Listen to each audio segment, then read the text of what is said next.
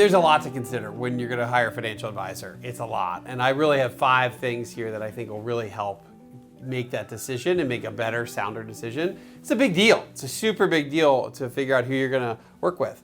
So the first one is to kind of get the basics or fundamentals right. And that goes with choosing a firm that has a major custodial relationship, meaning that you're with a big Wall Street firm that has arguably trillions of dollars in money that they hold on to. And if you're with an independent firm, to have one of the major third-party custodians like a Charles Schwab or a Fidelity, or think about big custodial and investment companies like Vanguard. There are enough big custodial companies that the custodian that you end up using to really hold your money. This isn't necessarily who is managing it. We'll get to that in a minute.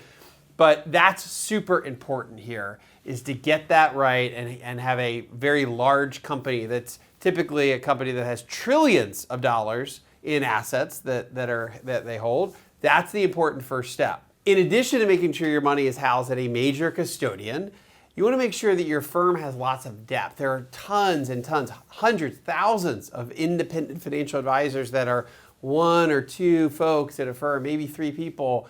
And if something happens to that advisor, what happens to the relationship and your accounts?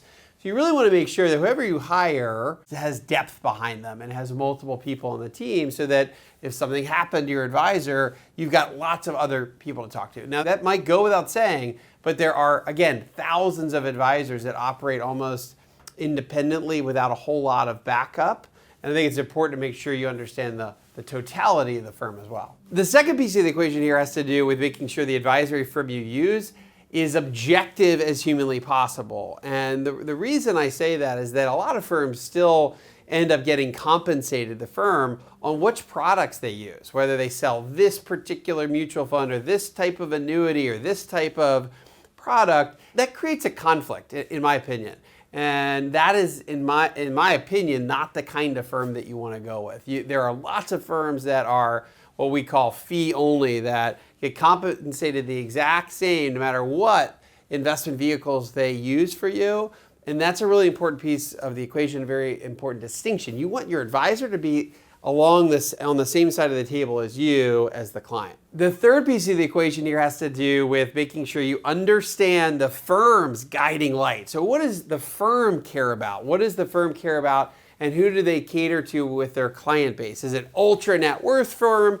Is it a firm that deals with, let's say, the kind of mass affluent, the millionaire next door? For example, our firm has this guiding light that is helping families find happiness in retirement.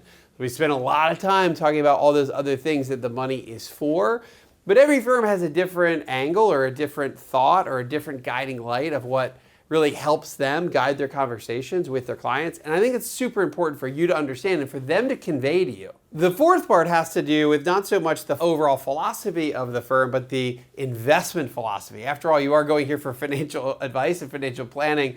And there are so many firms to choose from. You have to understand the unique value proposition that your firm has from an investment perspective. How do they invest? Are they global investors? Are they US investors? Do they use small companies, large companies? Is it a firm that invests only for growth or only for income, or a mix of growth and income? There's so many styles of investing, and there's not necessarily a right or wrong answer. It really has to do with, philosophically, do you understand how your firm is investing money? What is their unique value proposition? What do they bring to the table, so that you can be in line with how they're investing money for you over time? The fifth piece of the equation here has to do with the relationship. So we've talked about the firm itself, we've talked about the philosophy of the firm, making sure the firm is objective, and now it's about the actual relationship you have one-on-one with the advisor you're going to be working with, hopefully for 20, 30, 40 years. Investing is really this long-term engagement.